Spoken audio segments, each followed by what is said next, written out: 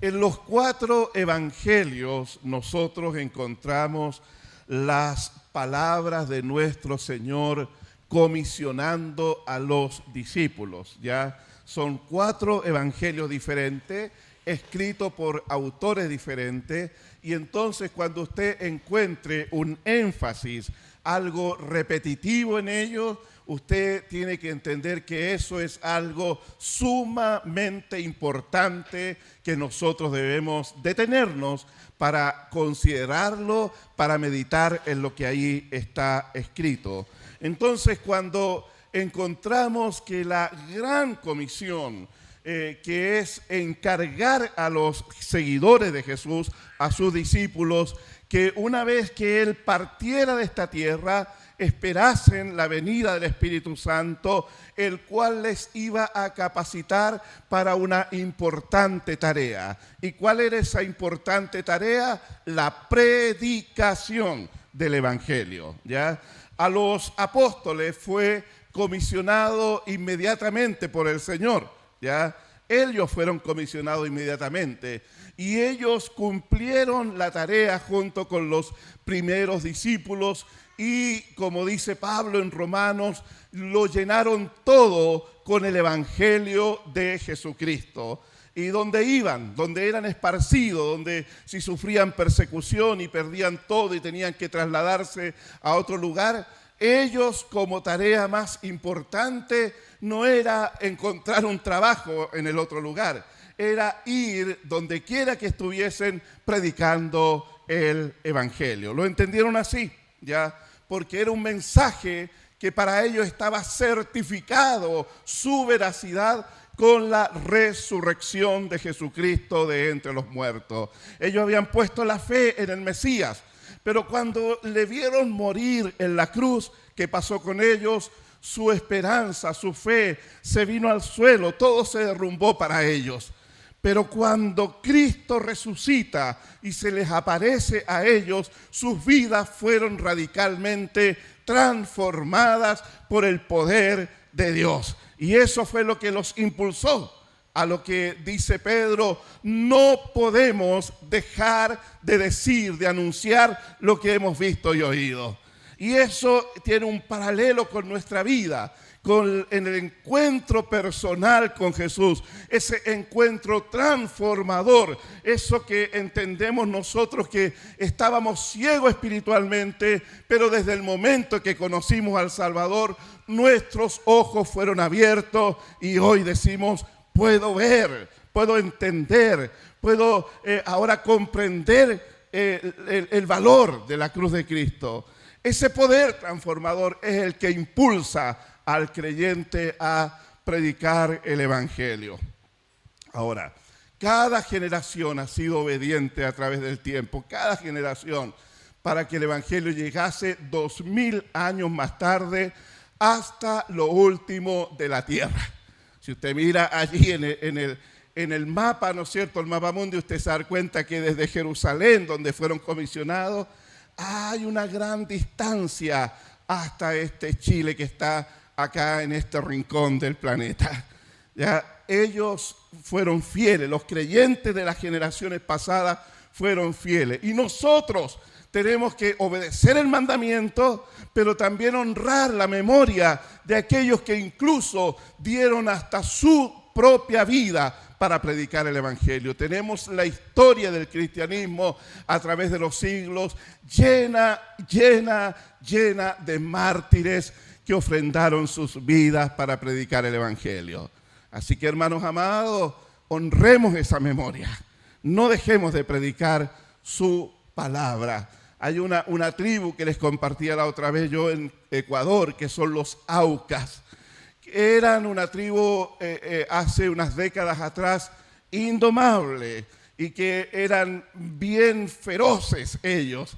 Y cuando llegaron los cristianos a predicar allí, misioneros desde Estados Unidos llegaron a predicar allí, los Aucas asesinaron a todos los misioneros que le iban a predicar el Evangelio, pero ellos los vieron como enemigos y los asesinaron.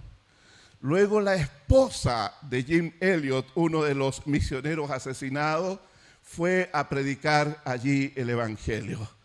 Se convirtieron incluso los asesinos de su esposo a través de la predicación de esta mujer. Luego la hija de este matrimonio continuó la labor misionera allí en Ecuador. O sea, dar la vida por el evangelio, aquellos que lo están expuestos lo han considerado un privilegio. Nosotros estamos lejos de experimentar ese privilegio, pero si llegara el momento que tuviéramos que dar la vida por el evangelio, considérelo un privilegio de seguir los pasos de Jesús. El apóstol Pedro, él se consideró indigno de morir cuando fue sentenciado como su maestro, como Jesús, como su Dios.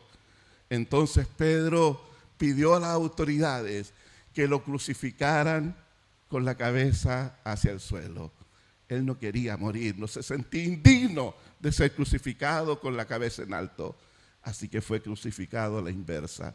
Porque ese es el sentir. Pablo dice, para mí el morir es ganancia.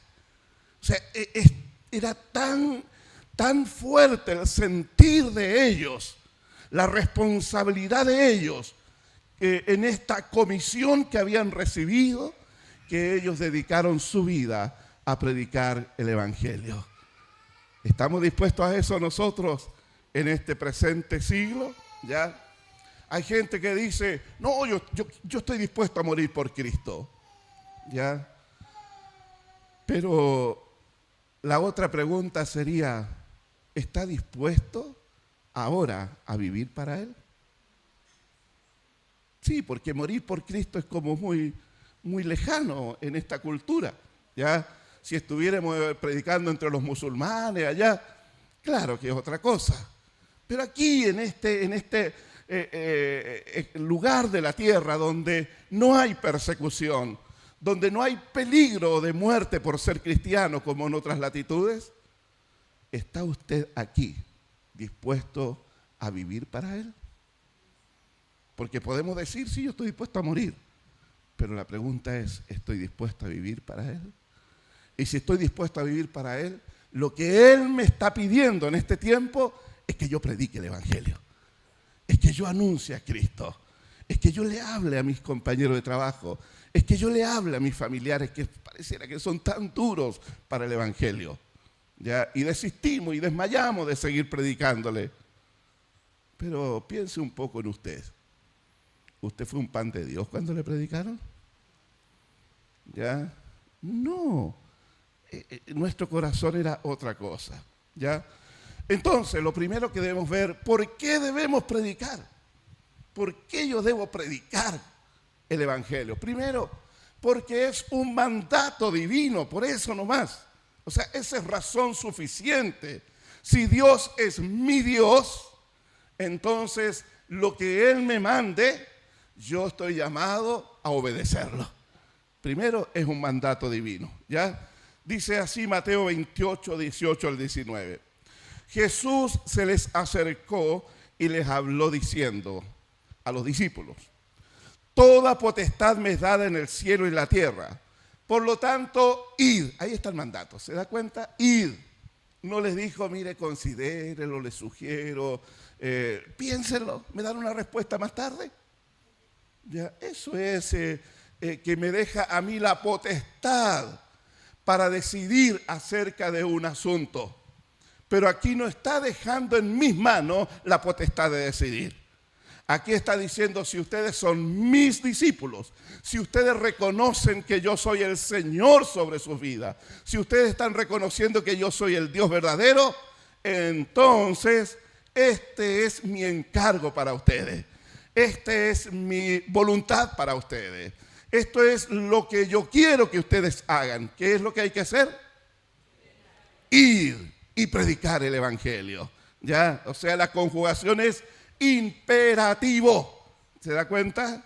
Ya, entonces dice, por tanto, id y haced discípulos a todas las naciones, bautizándolos en el nombre del Padre, del Hijo y del Espíritu Santo, enseñándoles que guarden todas las cosas que os he mandado. y aquí yo estoy con vosotros todos los días hasta el fin del mundo. Amén. ¿Ya? Entonces tenemos esta orden divina de predicar el Evangelio y a los que reciban la palabra, entrarlos, introducirlos en un proceso para que se conviertan en discípulos por medio de enseñarle todas las cosas que Jesús enseñó. ¿Ya? 2, ¿por qué debemos predicar el Evangelio? Porque solo el mensaje del Evangelio puede salvar a todo el que crea en Jesucristo de la condenación eterna. O sea, esto a veces se pasa por alto, pero hay una sentencia de Dios para todo ser humano, para todos, sin excepción. El rico, el pobre, el rey, el súbdito, ¿no es cierto?, el gobernante, el gobernado, para toda persona. No importa la condición social de la persona, ¿no es cierto? No importa la nacionalidad, no importa el tiempo que haya vivido, pero hay una sentencia divina de parte de Dios para todo hombre. Y esa sentencia nos habla de una eterna condenación por causa del pecado del ser humano. Es que yo no soy tan pecador, no importa. Porque bastó solo un pecado en el huerto, que no fue ni asesinato, que no fue ni poner bombas por ahí, ¿no es cierto?, ni vender droga, no, fue solo un pecado que fue suficiente, que bastó para decirle al ser humano: tú sales de este lugar, no puedes vivir acá. Entonces hay una sentencia de Dios para toda la humanidad. Y solamente cuando la persona escucha el Evangelio, porque alguien le predicó, porque alguien le habló de su condición y le mostró la esperanza, la solución divina para el problema del pecado. Entonces, por eso necesitamos predicar el Evangelio, porque el Evangelio es la única solución para el ser humano de su grave estado, peligroso estado de condenación eterna. Mire lo que dice en Hechos 4:12. Y en ningún otro hay salvación. Está hablando Pedro allí, hablando de Jesús a la multitud. En ningún otro hay salvación, porque no hay otro nombre. ¿Cuál es el nombre? Jesús, ¿no es cierto? No hay otro nombre bajo el cielo dado a los hombres en que podamos ser salvos. No es la religión, no es José Smith, no es Buda, no es Alá, es Jesús. Él es el Salvador y es el único mediador entre Dios y el hombre. No hay sacerdote, no hay papa, no hay virgen que pueda mediar entre Dios y el hombre. El único mediador entre Dios y el hombre es Jesucristo. Entonces no hay otra manera, no hay otra forma que le dé certeza al ser humano de la salvación. ¿Por qué debemos predicar el Evangelio? Tercero, porque se necesitan predicadores. Se necesitan predicadores. Mateo 9:37. Entonces dijo a sus discípulos, ya Jesús, ahí el contexto es que ahí había una gran multitud de personas. Jesús había ido a descansar con los discípulos y la gente se enteró dónde estaba, ¿no es cierto? Y llegó hasta el lugar donde Jesús estaba descansando con sus discípulos. La gente transitó un recorrido largo bajo el calor y todo eso. Entonces Jesús dijo a los discípulos: a la verdad la mies es mucha. ¿Qué es lo que es la mies? La mies nos habla del trigo que está listo para ser cosechado. ¿Se acuerda cuando le dice Jesús en Juan 4 a los discípulos? Ustedes dicen que faltan 4 meses para la siega, pero yo le digo, alcen la mirada, porque la mies está lista para la siega. Entonces mire lo que dice acá. A la verdad la mies es mucha, ¿ya? Mas los obreros pocos. Rogad pues al Señor de la mies que envíe obreros a su mies. ¿Sabe por qué usted está aquí? Porque hubo gente que oró por usted antes que usted llegara. Por eso llegó aquí a este lugar. Porque fue Dios quien le trajo a este lugar.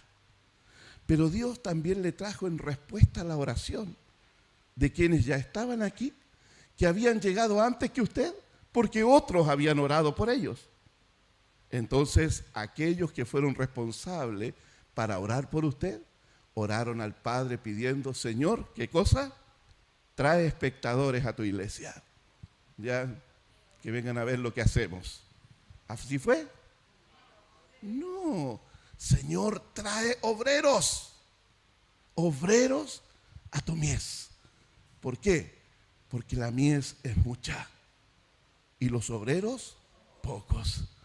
Entonces ahora seguimos orando los martes, en la oración de los domingos los varones acá, cuando nos reunimos a orar, en las oraciones personales, seguimos orando. Señor, traiga obreros a su mies. Y por eso el Señor te trajo, Eduardo, ya, para ser obrero en la mies. Y qué bueno que ahora estés sentado aquí adelantito. Ya, claro. Por eso te trajo el Señor, Sandra, para que sigas predicando el Evangelio y sigas dándole ahí a tus compañeros de trabajo. Ya, claro. El Señor lo trajo por eso. Por eso te trajo el Señor José. No esté más en la casa, le dijo, vengas a la iglesia. Ya, junto con toda su familia. Porque necesitamos obreros a la mies. Ya, por eso te trajo el Señor Felipe, también a Joaquín, a la Camila, ¿no es cierto? Y a toda la familia. Porque hemos orado, Señor, envía obreros a tu mies. Porque la mies es mucha. O sea, si comparamos el porcentaje de cristianos que hay en el Valle de la Aconcagua con el total de la población del Valle de la Aconcagua, la verdad es que necesitamos obreros. ¿Cuántos cristianos habrá en el Valle de la Aconcagua? Supongamos un 6% para ser generoso. O usted diría, no, 10% está bien. Ya, 10% se la concedo. ¿Cuántos habitantes hay en el Valle de la Aconcagua? Pongámosle 300.000 habitantes en todo el valle. ¿Ya? 10%, ¿cuánto sería? 30.000, ¿no es cierto? O sea, tenemos 270.000 personas en este valle que debemos predicarle. Sí, debemos predicarle. Entonces, somos llamados porque los obreros son pocos, mientras que la mies es mucha. 4. Somos luz en el Señor para mostrar el camino de vida al que está en tinieblas. Le voy a leer Mateo capítulo 5. Vosotros, dice, sois la luz del mundo. Una ciudad asentada sobre un monte no se puede esconder. Ni se enciende una luz y se pone debajo de un cajón, sino sobre el candelero, sobre la lámpara, y alumbra a todos los que están en casa. Así dice, así alumbre vuestra luz delante de los hombres, ¿ya? Para que vean vuestras buenas obras y glorifiquen a vuestro Padre que está en los cielos. O sea, tu vida, mi vida, la de cada uno de nosotros, Pablo dice que debe resplandecer como una potente lámpara en medio de un mundo que está en tinieblas por causa de la corrupción del pecado. Filipenses capítulo 2. Así es. O sea, debemos predicar, no esconder la luz. Hay gente que erradamente cristiano, que lo he escuchado yo, dicen, no, yo no predico. La gente ve mi testimonio y tiene que saber que soy cristiano. La gente va a ver su testimonio y decir, qué buena persona. Gloria a Dios por esta buena persona. ¿Ya? ¿Y qué dice acá? ¿Que glorifiquen al cristiano? Que glorifiquen a Dios. ¿Cómo la gente va a saber que usted es una persona diferente? Cuando usted le dice, es que yo conozco a Jesús. Es que yo conozco a Jesús. Él cambió mi vida.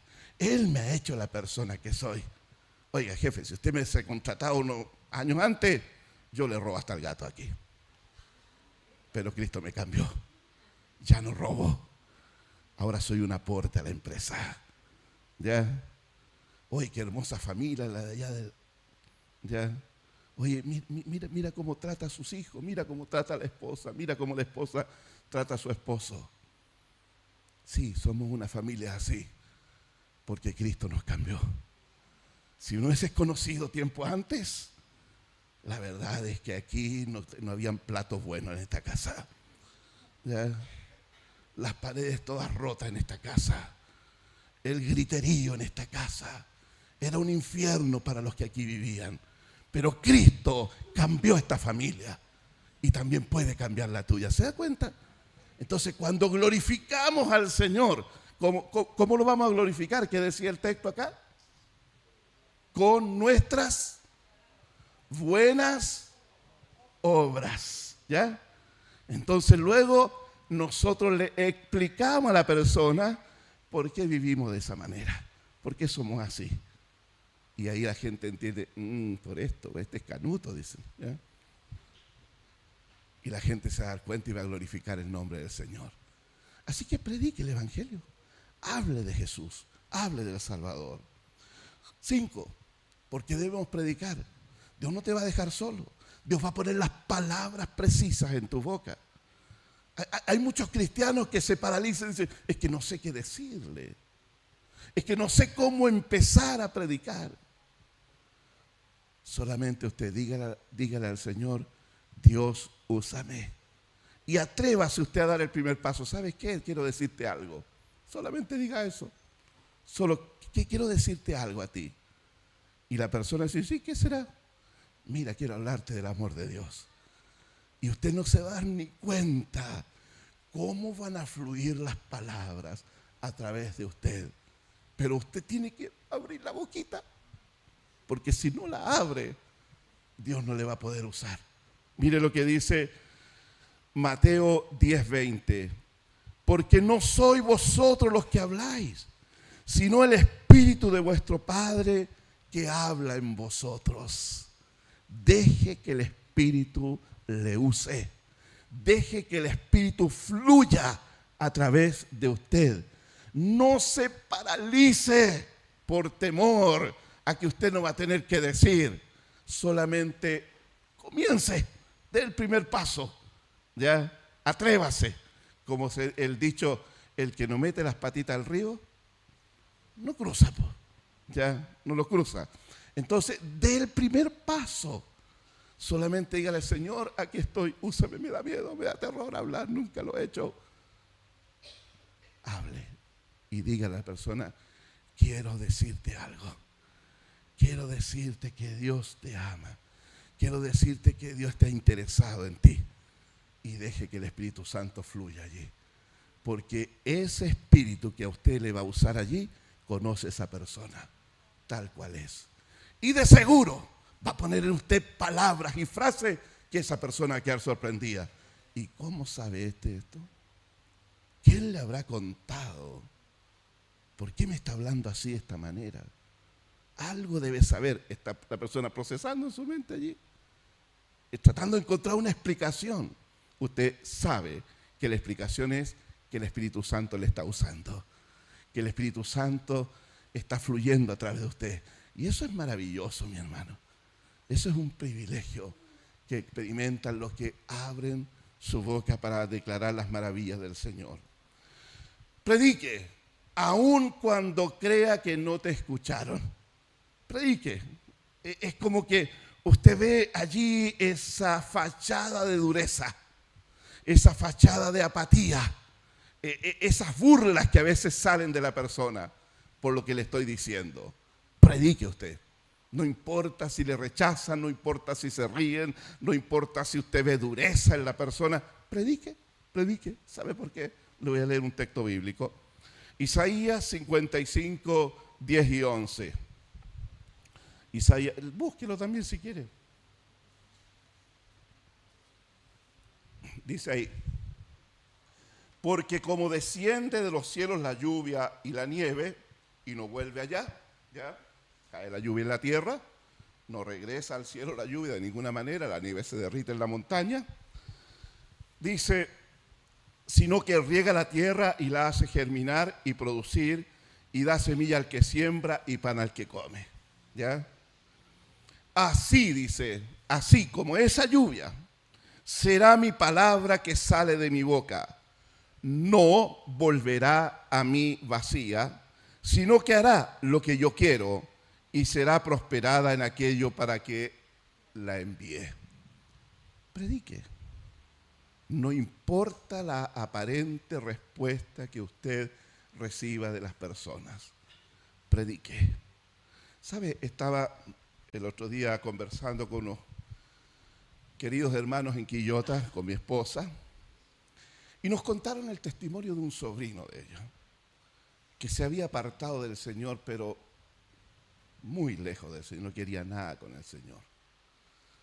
Y este muchacho joven estaba en su habitación y en un momento su mamá, cristiana, pastora, pone una predicación allí. Y la puso, la predicación, y se escuchaba en la casa. Y el muchacho comenzó a escuchar desde la habitación, duro, por años lejos del Señor. Y en un momento sale con lágrimas en los ojos, tocado por esa predicación. Y se convirtió al Señor. Y eso ocurrió hace poco. Y ahora está sirviendo al Señor junto con sus padres. Y ahora se va a casar con la chica cristiana que es hija de otro matrimonio de la iglesia.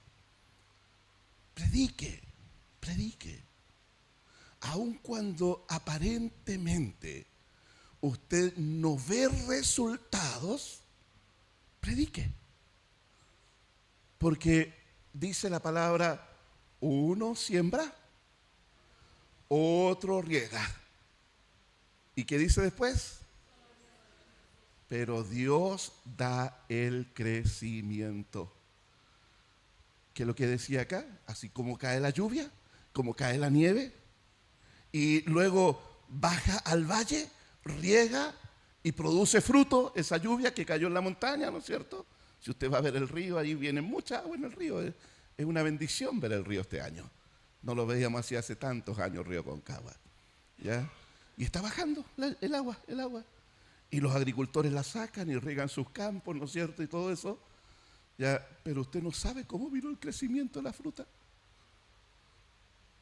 Así es la palabra. Predique, aun cuando no vea resultado aparente.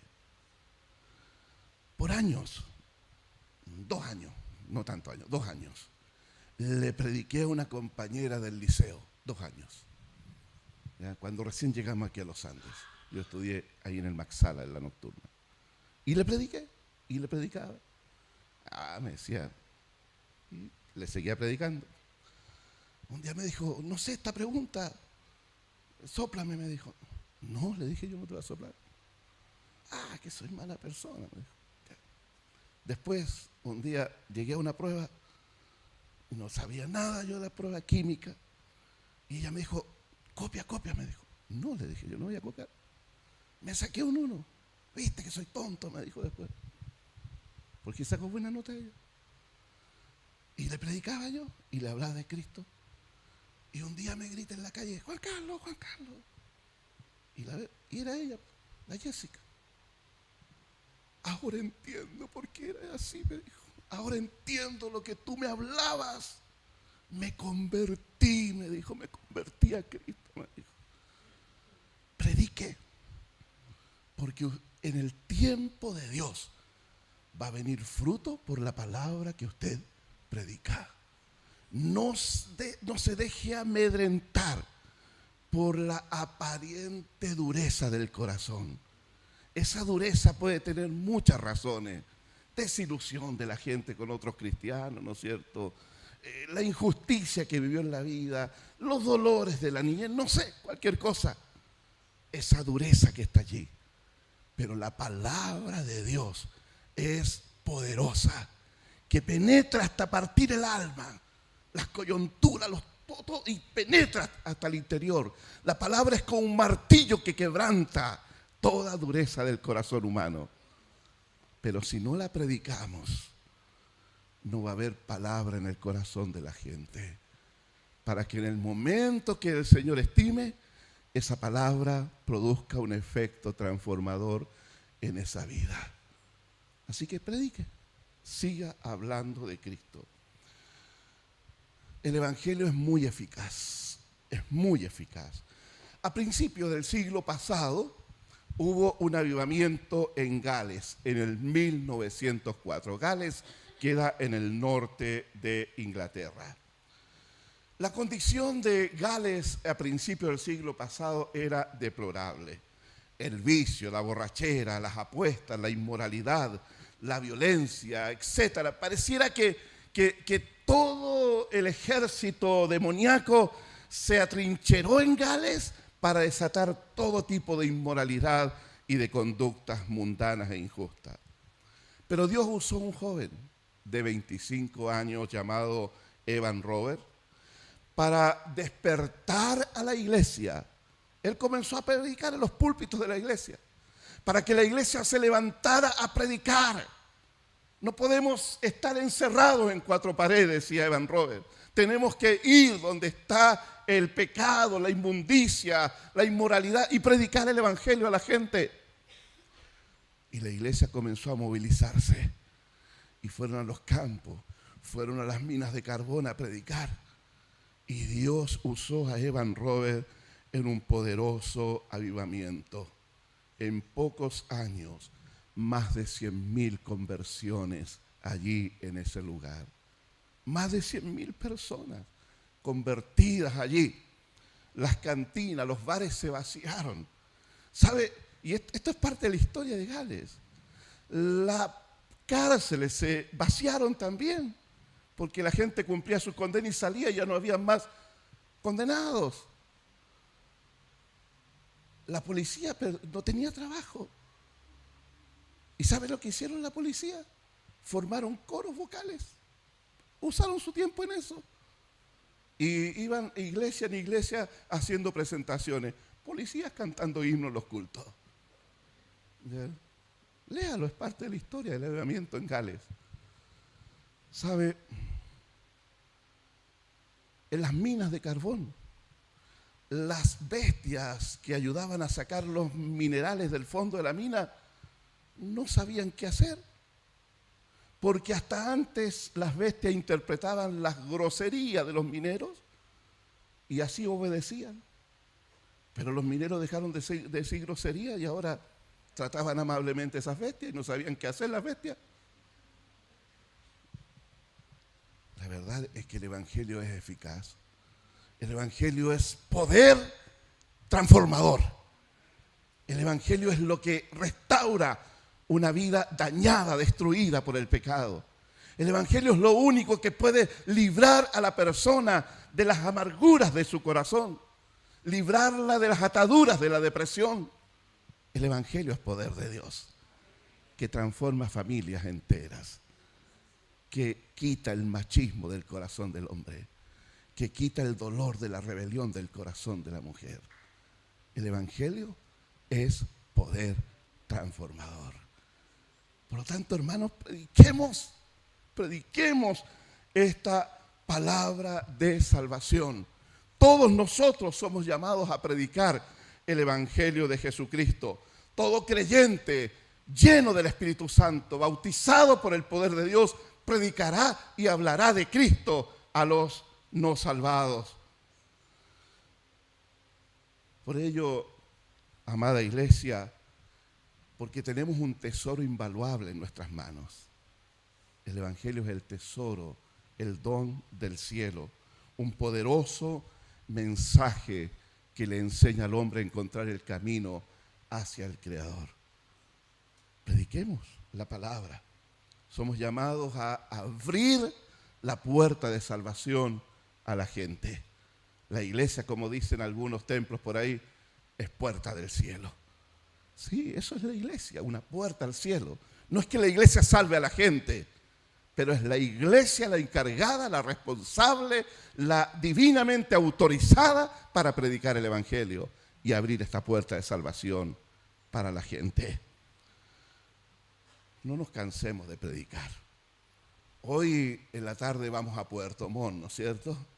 Ya, qué tremendo. Después de un año, cuando el año 2022 visualizamos esto y lo conversamos en una reunión de líderes allí en noviembre del 22, y luego este año 23 transmitimos la visión a la iglesia, nos embarcamos en esto, ¿no es cierto? Toda la iglesia se embarcó en esto, no solo los que van, toda la iglesia se embarcó en esto para decir, sí, vamos a Puerto Montt. Algunos físicamente, otros a través del clamor, la intercesión, otros a través del ofrendar, del dar, ¿no es cierto? Pero vamos como iglesia a Puerto Montt. Ya no es un grupo de la iglesia, vamos como iglesia a Puerto Montt, ¿no es cierto? A predicar allí la palabra. Y Dios ha prosperado todo el esfuerzo, ha multiplicado todo el esfuerzo. Reunimos todos los recursos, casi 8 millones de pesos para ir allá. ¿Se imagina? Es harta plata, ¿no es cierto? Ya, pero se reunió. Y yo quiero dar las gracias y bendecir la vida de Mariela, que ha administrado fielmente como tesorera todos estos meses ahí. ¿Ya? Ahí tenemos un ejemplo de trabajo, de servicio. Ella no va a ir físicamente. ¿Ya? ¿Ya? No va a ir físicamente, va a estar acá. Pero ella está orando por esto. Y ha sido la que ha administrado los recursos con fidelidad. Y gracias, querida hermana, por tu servicio este año. Por todos los que trabajaron acá los días sábados en el calor ahí de la cocina, ¿no es cierto?, friendo pescado y tenían el cuidado de freírlo afuera para no dejar pasar a la iglesia, ¿no es cierto?, a comida. Pero esta última vez lo hicieron ahí, porque ya instalamos la campana ahí industrial, ¿no es cierto?, y no quedó ni un aroma a pescado acá. Ya, gracias por todos los que trabajaron, por los que compraron, por los que tuvieron que comerse 4 o 5 pescados, ¿ya? Porque tenían que vender lo suyo, ¿no es cierto?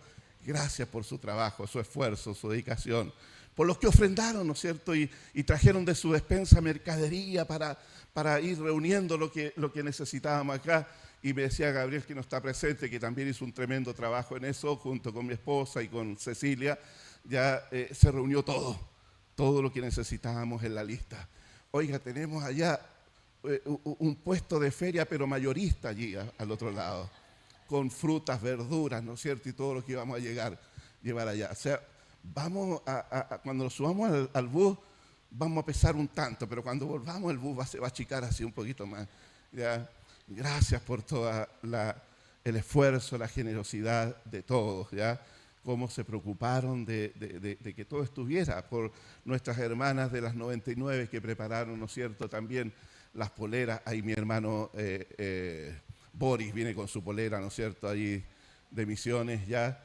Gracias a todos por eso, también el trabajo que han hecho. Vamos a Puerto Montt, vamos a predicar allá.